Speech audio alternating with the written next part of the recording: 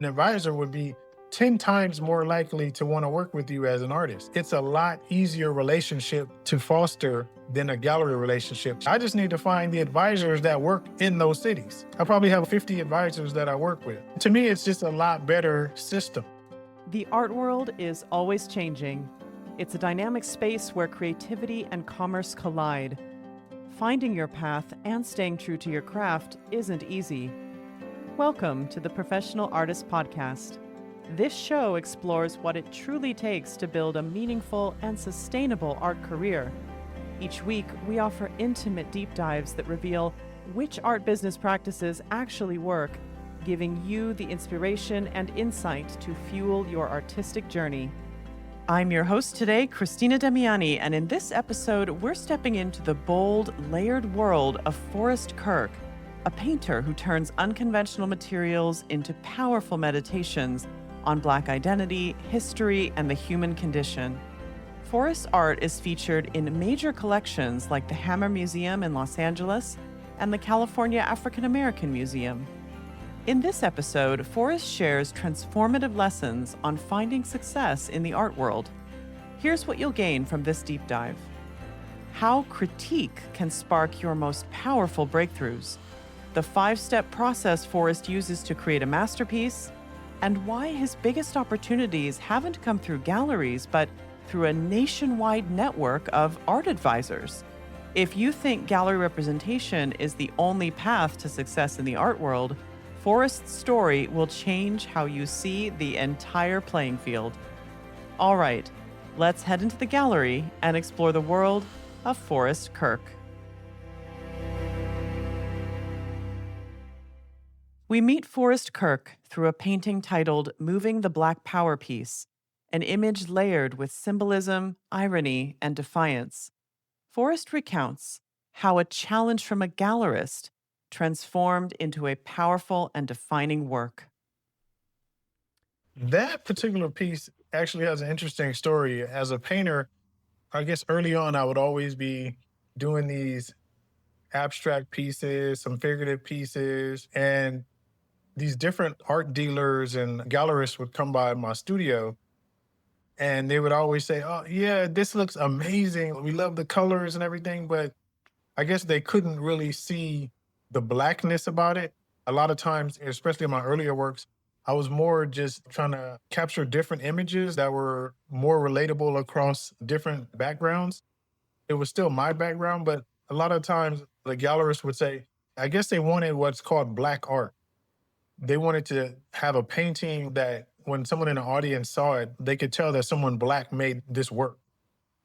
When I actually did it, it was almost like a rebellious kind of act. I was saying, okay, you want to see my blackness? Here it goes. From this point on, it was like, okay, I'm moving the Black Power piece forward. So that's where this piece originated from. That's why I guess in the piece, it's a Black Power fist, obviously, but at the bottom is made to look like a chess piece.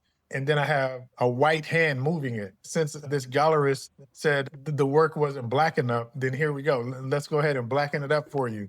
We wind up having a show, and this was one of the first paintings that sold from that show. I guess it was probably like back in 2015 or so.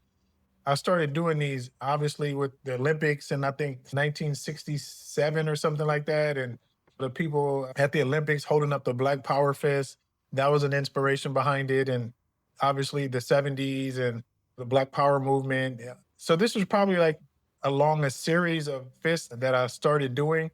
But this one was the first one that encompassed looking like a chess piece and being moved along the board and so on and so forth. It started, I guess, a chain reaction of work that I guess I had suppressed for a while. I guess prior to this, I was doing a lot of politically charged work. I was doing this police series about police brutality and the Black experience and the police interactions and my view of police officers.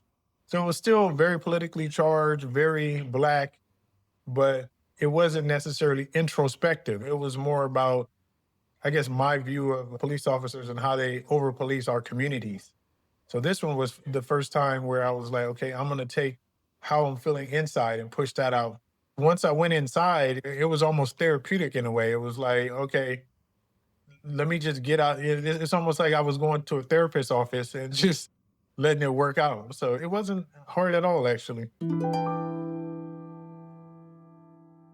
Every artist has a unique creative process. Forrest has systematized his into 5 distinct steps. Listen as he shares how each stage builds towards something bigger, culminating in a work that is unmistakably his. It's what I like to call the 5 steps to a masterpiece. The first step is always for me painting the canvas black because I believe all things come from black. I believe the universe originated from dark energy, dark matter, and earliest human life, as far as we can go back, was originated from a black woman, and we all came from that. And then the second step would be to make marks on the canvas that are unique to me. Maybe I start doing some circles. If it's a large canvas, I'm tall, I'm 6'4". So I would start using my body, stretching as far as I can, doing circles and loops and things on the canvas, doing marks that are unique to me that may eventually lead the finished image, but also it's almost like a framework for what's going to be built on top of that. So the third step would be bringing in the colors and the concept. In most cases, at this point, I still don't necessarily know what the finished product will be. I want to be completely free. I don't want to be thinking, okay, this is going to be a fist. It may eventually lead to a fist, but at this point, it's just about color combinations, having fun, going back to grade school and the sandbox, just having fun. Well, what would it look like if I mixed blue with red and just having fun? At this, I can be mixing, doing some finger painting, coming in with palette knives, just really trying to have as much fun on the canvas as possible at step 3. And then step 4, then I start to build the structure. Okay, I'll step back from the canvas. Oh, okay, this kind of looks like that. Maybe because the way that the shadow is hitting the canvas in the middle of the day, it might create like something that kind of looks like a face, whatever the case may be. And then finally, step 5 would be, does it look like a forest? At the end of the day, all these paintings have to be a forest before it's done. And for a forest, for me, would be something that's obviously a beautiful painting, and then something that's, I guess, slightly satirical, something that's very serious, and so something about it just stings the right way. And then at that point, I could step back from it and say, okay, this is a forest painting and I'm done. And each work has to feel like that. If this was the only painting that I had to represent myself, would I be okay with this painting? For Forrest, art was always there, from childhood walls to Parisian streets. But turning it into a full time path took risk, time, and trust. Forrest reflects on the turning point when his lifelong passion became his only focus, and how momentum finally convinced him to go all in. I've always done art from as early as I can remember, writing on the walls in my bedroom, my mom getting mad at me, going to graphic arts, doing t-shirts, heat transfers, and silk screening in high school, moving to Paris, going to an atelier in Paris, living over there for a couple years. As a teenager with my friends doing graffiti under the freeways and that kind of stuff. A passenger that's always been with me. And there's been moments where I veered off into engineering or different things like that, but I've always tried to hold on to it. And if I wasn't full blown doing art shows, and I would have a sketchbook or some way at home just to hold on to that kid inside of me that always loved it. The transition to like full time artist, it happened in 2019. And at that point, I was a software engineer working at different companies and still doing my art on the side. But then at some point, it just became okay, I can't do both anymore. I don't want to say I took off, but there was just too much momentum. And it's like one of these things where you have to listen to the universe, get out the way, go ahead and just say, okay, let me just do this. And the universe opened the doors and basically just allowed me to just really press the gas on my career and my art.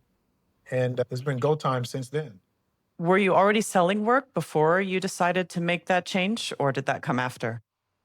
Yes, but not enough to sustain myself. It would be like a drawing this month, and then I would do like a farmer's market show or something like that with some friends, and then I would sell like one painting, and then it would be another show for 3 months. And then there'd be someone would just be interested in some work so that they would buy $100 drawing another time.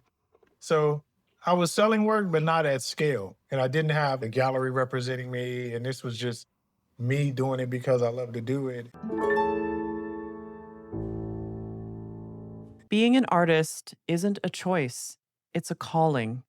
Forrest offers a reality check on what it really takes to follow that calling and build a creative life, and why showing up for the work, especially when no one's watching, is what makes all the difference.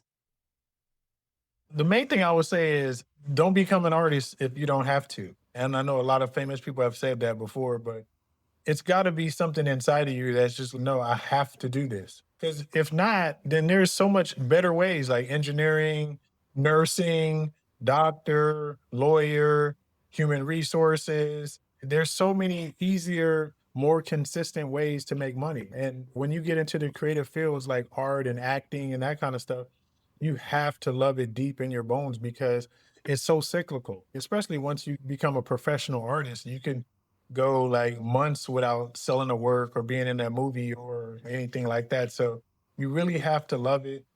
And so I would say don't be an artist unless you have to be. But if you have to be, then I would say just always be creating, always be working. And you don't necessarily have to show everything. I work all the time, but I don't post on my Instagram or TikTok every day. Just always be working because it's mostly that process is what elevates you as you're creating. It's imperative that you keep going no matter what. And so what I would say to young artists is show your work when you can, get better at executing your ideas. Success in the art world isn't a solo act. Forrest shares how community, honesty, and visibility have shaped his path, and why support systems are just as essential as studio time. I would say the first key thing would be having a support system. And the second thing would be being a part of the art world wherever you are. So having a support system would be family members or galleries or collectors if you have them, or other artists would be the main one. So that would be your support system. Someone that will come by your studio and keep it real with you. Some people that just support you no matter what. And then the other part is being part of the art world wherever you are is just going to other people's shows, showing your face out there. We want to be inside working and making work, but you have to be outside and showing that you are a part of this art world in your city. So I think that's actually a huge part because as you're meeting people, your only really obligation as an artist is to tell them you're an artist. And if it's meant to be, the person will be like, oh, let me see your work. Can I see your Instagram page or your website? And it leads into that. But to have that conversation and to tell people, I'm an artist, I'm a painter, that's imperative. Forrest's next painting asks the question: what does the end of the world look like on canvas? When the world stood still in the 2020 pandemic, Forrest turned to the studio. What emerged was Extinction level event, a powerful visual reckoning with mortality and what it means to survive in uncertain times. Extinction level event is actually a painting I did in 2020, right as the pandemic was getting started. It started off as a question to myself: if this COVID virus was the end, this would be almost like the comet that they say hit the planet that made the dinosaurs go extinct. So that was the extinction level event for the dinosaurs. And I was questioning, like, is COVID the extinction level event for the human race? So I guess that was the overall premise of it. And sometimes my paintings do start like that. They just start as some sentence that, like, Maya Angelou said, or a word that James Baldwin says. And something about that word just resonates with me so much that I'm just like, I need to make a painting about this. So as COVID was getting started, I heard that phrase, extinction level event, and it resonated with me. So then when I went to the studio, I started working on this painting. So then in the painting, I just started thinking, like, what would that look like? So again, going through that process, making the canvas black, making my marks, coming in with different colors and forms and just having fun on the canvas. And eventually doing that work, it started to look like something. And as it started to look like something, I have the news on in the background. So this many people died today. Wear your masks. All this stuff is in the background. And this is essentially what came out of it. It looks to me, it's like a concept of animalistic figure that's chained to a matrix, figures flying in from the side that could be a comet or just could be something smacking into a wall. There's like a decomposed statues, what it would look like post apocalyptic statue kind of figures, where half the statue is gone, maybe the nose is gone, like the Sphinx, and just abstract forms that you really can't make out, and vultures flying in the sky. To me, encapsulated that moment in our existence. So that's what this painting is about. What does it really take to break into the art world? For Forrest, it meant an obsessive year of relentless painting, sleepless nights, and showing up everywhere. He shares how that year transformed him and how a single collector opened the door to a blue chip gallery. This is 2019. I don't necessarily recommend this for other artists, but I just threw myself completely into art. And it was one of these moments in time where I could do it because of 10, 15 years of just like basic 9 to 5 work, where I was in my life. I was able to just say, you know what, I'm going to go all in on my art. So it was just like a year of just every day painting till 6 in the morning. I would never recommend anyone do this because it was very unhealthy for me. Even looking back at it, I didn't need to do that. But it was just one of those things where I was like, I wanted, you know how in business sometimes they say you put out your MVP, your most viable product, and you want to fail fast. So that was my thinking behind it. I want to go all in for this year. And if it doesn't work out, then I have a ton of art that I can just have in my garage for people to come by and look at. And at least I will have a backstock of work. And if it does work out, then great. So it was one of those moments where I was painting every day, posting on Instagram like 2, 3 times a day, working all day until 6 in the morning, posting in studio shots. And eventually I found my crowd. I found my people that supported me and doing group shows and going out every night to these obscure shows and like the warehouse behind another warehouse that someone just has inside of their house. I literally was going to every show every night in LA and just becoming a part of the scene so hard where it's like I was just there. If I wasn't in my studio, I was at a show. I just totally immersed myself in the art. And eventually the universe said, hey, you know what? Either this guy's going to kill himself or we better give him an opportunity because this is unsustainable. Once the window was open, I said, I'm breaking in. Let's go. I had 2 kids, and my kids are used to the engineering salary and that life of sustainability. So now you go from that to not having an income for a while and just doing this. So it was something I would have recommended. I would have probably done things a lot differently had I known. But at that time, I didn't have, I guess, a podcast that I could listen to that could make me see that there could be another way. Just having a support system. Again, it really goes back to that. I was working with a gallery in New York. That particular relationship with that gallery didn't work out.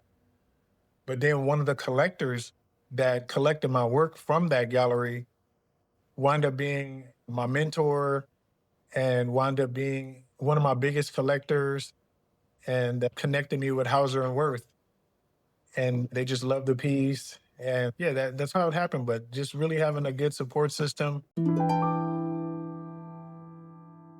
Forrest didn't wait for a gallery to shape his future.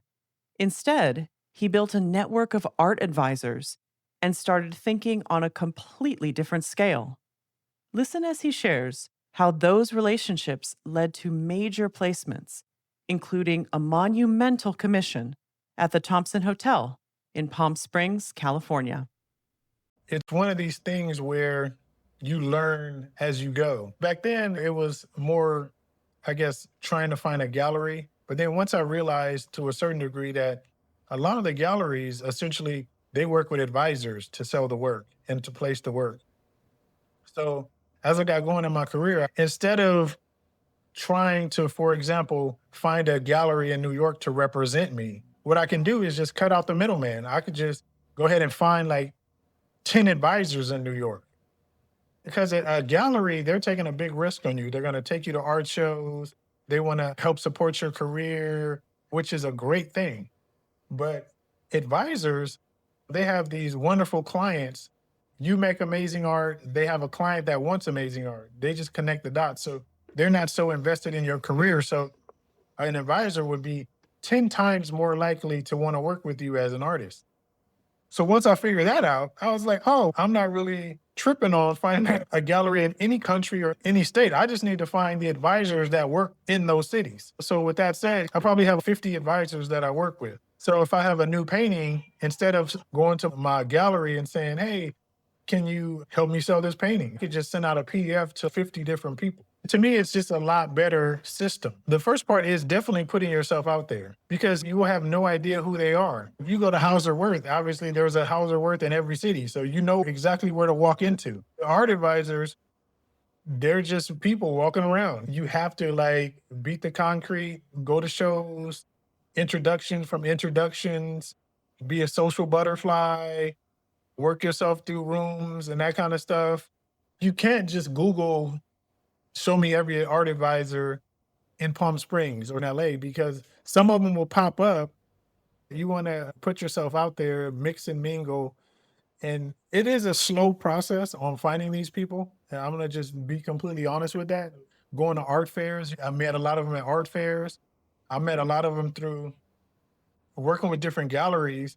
And then the gallery would say, hey, we sold your painting to this person through this advisor. So then I would send the advisor a thank you note and that kind of stuff. Or if a museum bought a painting, that would usually be facilitated by some advisor. And then the advisor would email me and say, can we get the backstory on this painting for this collector that's going to donate? It's just collecting cards over time, but it's a lot easier relationship to foster than a gallery relationship. And I guess just the final piece to that would be the advisor also is, since they're less invested in you, they take less of a commission. So if you sold a piece for $100, a gallery wants 50%.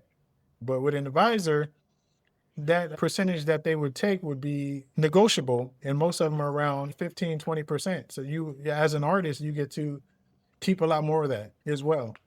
But don't get me wrong, like galleries do help you. They take you to art fairs, they expose you to a bigger audience. It's incredible, actually. If you could do it one way or the other, especially as a new artist, maybe you just graduated with an MFA or you're just an artist that just has compelling work, just getting with a great gallery could set off your career. And that's all you would ever need. But fortunately or unfortunately for me, it just didn't work out like that. So that's how the work at the Thompson worked out, where an advisor reached out and said, I have this project that I'm working on. Can you do this work that looks like this, but do it bigger? So it was a no brainer. And I just got to work on it. The first one was I was more trying to, I guess, make it look more abstract, but it just didn't fit right with the other works in the hotel. But the second one, she's like, I just want it to look like this. Okay, no problem. So then the second one, I just went right for it. In his next painting, Farewell to the Flesh, Forrest imagines a moment of connection with nothing to hide. What if we met without our masks, without performance or pretense? It's a meditation on love, vulnerability, and the hidden layers we carry, literally, beneath our skin. Farewell to the Flesh, it was a concept that I was doing. I was dating a lot. I was thinking there's so many things when you go out on a date with someone. There's baggage that you're carrying, there's baggage that they're carrying. And on top of that, there's this patina on top of us, our skin. Some guy that you think is very handsome, but then he has just idiosyncrasies about him that you don't like, or he's not easy on the eyes, as they say. So it's one of those things where I was saying, what if two people met and their skin was completely gone? All you can see is like flesh and muscle. And so then you would be thinking about this person in a totally different light because basically you remove the patina, you're basically underneath this very thin sheet of skin is flesh and muscle and blood flowing. That's it. So if you take away that, then what do you have? So that was like the overall concept of the painting, is just two people just meeting at their very base level. And could you find love in that instant? It's two people meeting with all their baggage and everything and all their things that they have in their head. Forrest believes in the power of giving back to your community. From mentoring MFA students to buying early work from emerging artists, he shares how support, financial and personal, can shape an artist's future. I think it's important actually to give back is just critical. I teach younger artists. I also collect work. So buy work from other young artists that I just feel like have something special. Mentor. I can't tell you like how many DMs and things like that I get from younger artists. Like, how do you do this? How do you do that? A good friend of mine, he's the dean of students at USC. He's brought the whole MFA program to my studio twice now. Also, when it was during the pandemic, I would do video calls with the students there as well. So throughout that process, several of the students have kept up with me for years because we connected when they were in my studio. So between the mentorship and the collecting as well, you want to try to keep them going any way they can. Supporting them early on is the most helpful because, that $100, that $1,000 or whatever the case may be, may mean the world to them. And not only that, it's like just having that money to go buy more supplies is so big. All these materials and things are so expensive. So just giving them those resources to be able to sustain their career is huge. Forrest, as we come to the end of this conversation, is there anything else that you'd like to share with our audience of artists and art professionals today? You know what? I think we're in interesting times right now. There's wars going on. There's people running around with guns. There's immigrants being ran down and separated from their families right when they're at work. There's just so much going on in the world right now. And as artists, I think what makes us great is that we're empathic and we feel all this. I guess as a parting message to fellow artists out there is just don't be quiet during any of this. And whatever that looks like to you is what it looks like to you. If it's making a drawing tonight, if it's maybe posting something about how you feel about the situation, however you want to let it out, let it out. Because there's so much going on and we have huge voices and we just need to share what we're feeling. And I think not only is it therapeutic for each individual artist, but it may help someone else that's really going through something. And it's important to let them know that they're not alone. Your head in the sand right now is not the best approach, in my opinion. So if you're feeling something right now, just let it out. Forrest Kirk paints with more than materials. He paints with history, urgency, and soul. His journey shows us that when artists commit fully to their vision, their impact can ripple far beyond the canvas. By building a career outside traditional systems and forging direct relationships with art advisors, Forrest reminds us that there's no single path to success. You can make your own, and it can be unique and exciting. As we face a complex world, his message is clear. Your voice matters. So speak up, be bold, and get to work, because the adventure of a lifetime is waiting for you. This podcast grows because people like you share it. So if you got value today, if it inspired you to think differently or take action, hit follow or subscribe and send it to one person who needs to hear it. That's how we keep making more episodes.